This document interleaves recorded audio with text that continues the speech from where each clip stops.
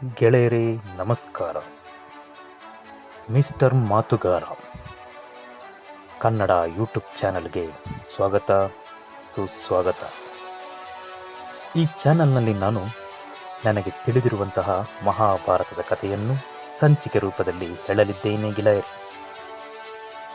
ಮಹಾಭಾರತವೆಂದರೆ ಕುರುಡ ವ್ಯಕ್ತಿಯೊಬ್ಬನ ಮುಂದೆ ಆನೆಯೊಂದನ್ನು ತಂದು ನಿಲ್ಲಿಸಿ, ಇದು ಆನೆ ಎಂದಾಗ ಆತ ತನ್ನ ಕೈಗಳಿಂದ ಆ ಆನೆಯನ್ನು ಸವರಿಕೊಳ್ಳುವ ಮೂಲಕ ತನ್ನ ಮನಸ್ಸಿನಲ್ಲಿ ಕಲ್ಪನೆಯೊಂದನ್ನು ಸೃಷ್ಟಿಸಿ ಆನೆಯ ಚಿತ್ರವನ್ನು ಮಾಡಿಕೊಳ್ಳುತ್ತಾನೆ.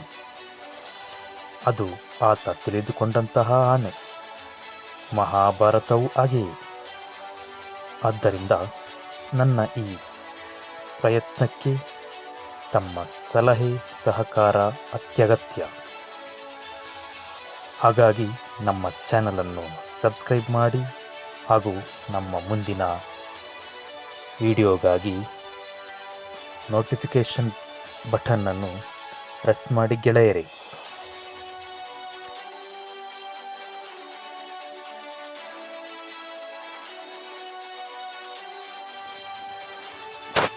ಮಹಾಭಾರತ ಮಾನವನ ಗೊಂದಲಗಳಿಗೆ ಉತ್ತರ, ಸಲಹೆ, ಸಹಕಾರ ನೀಡುವಂತಹ ಶಾಸ್ತ್ರ ಇದಾಗಿದೆ. ಜ್ಞಾನ ಹಾಗೂ ಒಳಿತಿನ ಹಾದಿಯಲ್ಲಿ ಸಾಗುವವರು ತಿಳಿದುಕೊಳ್ಳಬೇಕಾದ ಸಂಗತಿಗಳು ಇದರಲ್ಲಿದೆ. ನಮ್ಮ ಅಂತರಂಗದಲ್ಲಿ ನಡೆಯುವ ಒಳಿತು ಕೆಡುಕುಗಳ ಯುದ್ಧದಲ್ಲಿ ಕೆಲವೊಮ್ಮೆ ಕೌರವರು ಅಂದರೆ ಕೆಟ್ಟದ್ದು ಗೆದ್ದು, ಪಾಂಡವರು ಅಂದರೆ ಒಳ್ಳೆಯದು ಸೋತು ಹೋಗುತ್ತದೆ. ಆಗ ಮಹಾಭಾರತ ನಮ್ಮನ್ನು ಎಚ್ಚರಿಸಿ ಧರ್ಮ ಗೆಲ್ಲಬೇಕೆಂಬ ಪಾಠವನ್ನು ಕಲಿಸುತ್ತದೆ. ಇದನ್ನು ಪ್ರಪಂಚದ ಮೊತ್ತ ಮೊದಲ ಮನಃಶಾಸ್ತ್ರ ಗ್ರಂಥವೆಂದೂ ಕರೆಯುತ್ತಾರೆ. ಶ್ರೀ ಕೃಷ್ಣ ಪರಮಾತ್ಮನು ಹೇಳುತ್ತಾನೆ, ಇಚ್ಛೆ, ಆಸೆ, ಆಕಾಂಕ್ಷೆ ಇವೇ ನಮ್ಮ ಮಾನವ ಧರ್ಮದ ಚಲನಶಕ್ತಿಗಳು. ಏನನ್ನೋ ಪಡೆದುಕೊಂಡ ಸಾರ್ಥಕತೆ, ಇನ್ನೇನನ್ನೋ ಪಡೆದುಕೊಳ್ಳಲಾಗದಂತಹ ನಿರಾರ್ಥಕತೆಯೇ ನಮ್ಮ ನಿಜವಾದ ಇಚ್ಛೆ. ಆದರೆ ಆಸೆ ಆಕಾಂಕ್ಷೆಗಳ ಗರ್ಭದಲ್ಲಿಯೇ ಧರ್ಮದ ಪ್ರಕಾಶವಿರುವುದು. ಅಲ್ಲಿಂದಲೇ ಜ್ಞಾನದ ಪ್ರಕಾಶಗಳು ಮಾನವನ ಹೃದಯವನ್ನು ತಲುಪುತ್ತದೆ. ಇದು ಕೇವಲ ಆಸೆಯ ಸಂಘರ್ಷದ ಕಥೆಯಲ್ಲ, ರಕ್ತ, ಯುದ್ಧ, ಸೋಲು ಗೆಲುವಿನ ಕತೆ. ಇದು ಆಸೆ ಆಕಾಂಕ್ಷೆಗಳ ಗರ್ಭದಿಂದ ಹುಟ್ಟಿದ ಮಹಾಕತೆ. ಈ ಯಾತ್ರೆಯ ಹೆಸರೇ ಮಹಾಭಾರತ.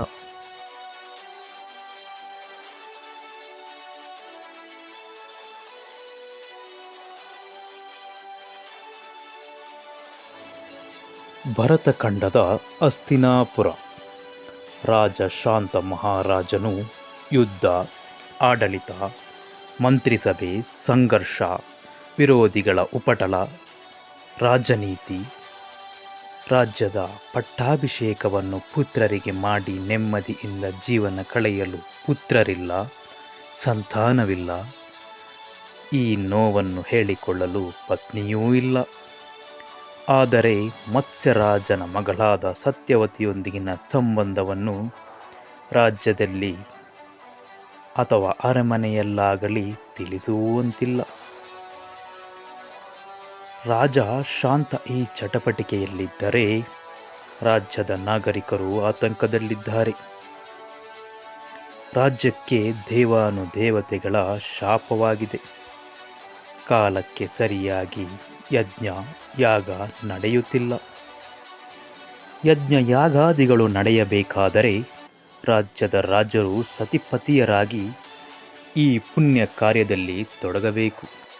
ಆದರೆ ನಮ್ಮ ರಾಜ್ಯರಿಗೆ ಪತ್ನಿ ಇಲ್ಲ. ಇನ್ನು ಹೇಗೆ ತಾನೇ ಈ ರಾಜ್ಯಕ್ಕೆ ಮುಕ್ತಿ ಸಿಗಲು ಸಾಧ್ಯ ಎಂಬ ಭಯಭೀತರಾದ ಪ್ರಶ್ನೆಯನ್ನು ಕೇಳುತ್ತಿದ್ದಾರೆ ಹಸ್ತಿನಾಪುರದ ನಾಗರಿಕರು.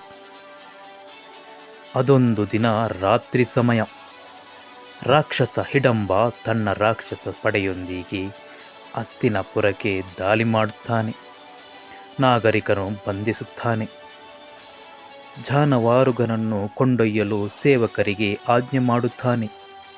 ಲೂಟಿ ಮಾಡಲು ಮುಂದಾಗಿದೆ ಹಿಡಂಬ ರಾಕ್ಷಸ ಸೈನ್ಯ. ಹಸ್ತಿನಾಪುರದ ನಾಗರಿಕರು ಭಯಭೀತರಾಗಿದ್ದಾರೆ. ಆದರೆ ಅದೇ ಸಮಯಕ್ಕೆ ಸರಿಯಾಗಿ ಆಗಮಿಸಿದ್ದಾನೆ ಭೀಷ್ಮ.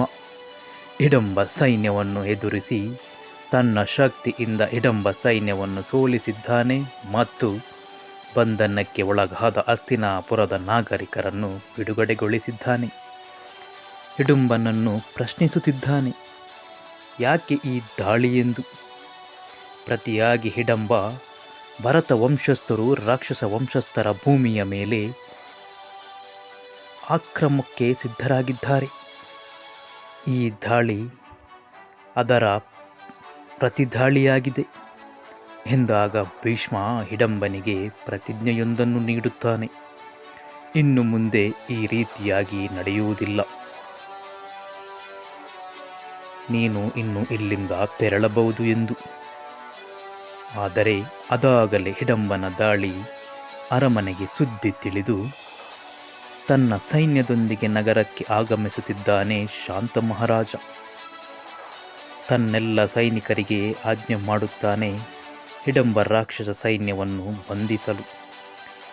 ಆದರೆ ಅದಾಗಲೇ ಹಿಡಂಬ ಸೈನ್ಯವನ್ನು ಎದುರಿಸಿದ ಭೀಷ್ಮ ರಾಜ ಶಾಂತನನ್ನು ತಡೆಯುತ್ತಾನೆ ಹಾಗೂ ಇಲ್ಲಿಂದ ಈ ಸೈನ್ಯವನ್ನು ಕಳುಹಿಸಿಕೊಡಿ ಎಂದು ರಾಜ ಶಾಂತನಿಗೆ ಮನವಿ ಮಾಡುತ್ತಾನೆ ಭೀಷ್ಮ.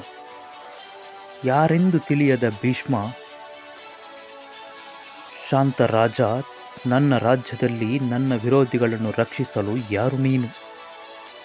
ಮತ್ತು ಆ ರಾಕ್ಷಸ ಸೈನ್ಯವನ್ನು ಹೊರಹೋಗಲು ನಾನು ಬಿಡಲಾರನೆಂದು ರಾಜ ಶಾಂತ ದಾರಿಗೆ ಅಡ್ಡವಾಗಿ ನಿಂತಿದ್ದಾನೆ. ಭೀಷ್ಮ ಹರಿಯುವ ನದಿಯ ಕಡೆಗೆ ನೋಡಿ ನದಿಯಲ್ಲಿ ಪ್ರಾರ್ಥಿಸಿ ತನ್ನ ಬಾಣಗಳಿಂದ ನದಿಗೆ ಅಡ್ಡವಾಗಿ ತಡೆಯೊಂದನ್ನು ನಿರ್ಮಿಸಿ ಆ ನದಿಯು ತನ್ನ ಹರಿವನ್ನು ನಿಲ್ಲಿಸುತ್ತದೆ.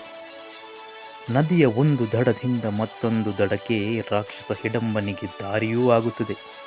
ಇದನ್ನು ಕಂಡ ಶಾಂತ ಮಹಾರಾಜ ದಿಗ್ಭ್ರಮೆಗೆ ಒಳಗಾಗಿ, ಯಾರು ನೀನು, ಯಾರ ಪುತ್ರ ನೀನು ಎಂದಾಗ ಅಲ್ಲಿ ಪ್ರತ್ಯಕ್ಷಳಾಗುತ್ತಾಳೆ ಮಾತೆ ಗಂಗಾ ಮತ್ತು ಶಾಂತ ಮಹಾರಾಜನಿಗೆ ಉತ್ತರಿಸುತ್ತಾಳೆ, ಇದು ನಮ್ಮ ಪುತ್ರ ದೇವವೃತ. 25 ವರ್ಷಗಳ ಹಿಂದೆ ನಮ್ಮ ಪುತ್ರನನ್ನು ನನ್ನೊಂದಿಗೆ ಕರೆದುಕೊಂಡು ನಿಮ್ಮನ್ನು ದೂರ ಸರಿದು ದೇವವೃತ ಎಲ್ಲ ವಿದ್ಯೆಗಳನ್ನು ಕರಗತ ಮಾಡಿಕೊಂಡು ಇಂದು ಎಲ್ಲ ವಿದ್ಯಾಭ್ಯಾಸ ಮುಗಿಸಿ ನಿಮ್ಮ ಮುಂದೆ ಶರಣಾಗಿದ್ದಾನೆ. ಅದು ಆತನ ಗುರು ಪರಶುರಾಮನೊಂದಿಗೆ ಆತ ವಿದ್ಯೆ ಕಲಿತಿದ್ದಾನೆ. ನಿಮ್ಮ ಹಾಗೂ ನಿಮ್ಮ ಹಸ್ತಿನಾಪುರದ ನಾಗರಿಕರ ಸೇವೆಗೆ ದೇವವೃತ ಎಂದು ಸಿದ್ಧನಾಗಿದ್ದಾನೆ. ರಾಜ ಶಾಂತ ಈ ಮಾತನ್ನು ಕೇಳಿ ಖುಷಿಯಿಂದ ಹಿಕ್ಕಿ ಆತನ ಕಣ್ಣಲ್ಲಿ ಆನಂದ ಭಾಷ್ಮ. ಯುದ್ಧವೊಂದನ್ನು ಗೆದ್ದು ಬಿಟ್ಟೆನೆಂಬ ಸಂತಸ. ನೀನು ಕೊಟ್ಟ ಪ್ರತಿಜ್ಞೆಯನ್ನು ಈಡೇರಿಸಿದಕ್ಕಾಗಿ ಧನ್ಯವಾದಗಳು ಗಂಗೆ. ಹಸ್ತಿನಾಪುರದ ಸಾಮ್ರಾಜ್ಞಿಯಾಗಿ ರಾಜಕುಮಾರ ದೇವವೃತನಿಗೆ ಮಾತೆಯಾಗಿ ತನ್ನೊಂದಿಗೆ ರಾಣಿಯಾಗಿ ಅರಮನೆಯಲ್ಲಿಯೇ ಇರಬಹುದಲ್ಲವೇ ಎಂದು ಗಂಗಾಮಾತೆಯನ್ನು ಪ್ರಶ್ನಿಸುತ್ತಾನೆ ರಾಜ. ಆಗ ಗಂಗಾಮಾತೆ ಪ್ರತ್ಯುತ್ತರವಾಗಿ ಹೇಳುತ್ತಾಳೆ, ನದಿ ಹರಿಯುವ ತನ್ನೆಲ್ಲ ತಟದ ಮೇಲೆ ಆಕೆಯ ಸಾಮ್ರಾಜ್ಯವನ್ನು ಹರಡಿದ್ದಾಳೆ. ಮಹಾರಾಜರೇ ಕ್ಷಮಿಸಿ. ಹಾಗೂ ಪುತ್ರ ದೇವವೃತನಿಗೆ, ನೀನು ನನ್ನನ್ನು ಕರೆದಾಗ ನಾನು ಬಂದೇ ಬರುತ್ತೇನೆ ಎಂದು ಆಶೀರ್ವದಿಸಿ ಅಲ್ಲಿಂದ ಗಂಗೆ ನೀರಾಗಿ ಹರಿಯುತ್ತಾಳೆ. ನೀರಾಗಿ ಹರಿದ ಗಂಗೆ ಮುಂದೆ ಏನಾದಳು?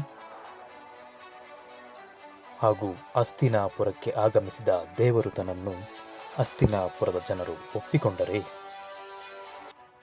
ಈ ಕಥಾ ಸಾರಾಂಶವನ್ನು ನಾನು ಮುಂದಿನ ಸಂಚಿಕೆಯಲ್ಲಿ ತಿಳಿಸಲಿದ್ದೇನೆ ಗೆಳೆಯರೇ. ಆದ್ದರಿಂದ ಬೆಲ್ ಐಕಾನನ್ನು ಪ್ರೆಸ್ ಮಾಡಿ. ಅಲ್ಲಿವರೆಗೂ ಮನದುಂಬಿದ ವಂದನೆಗಳು.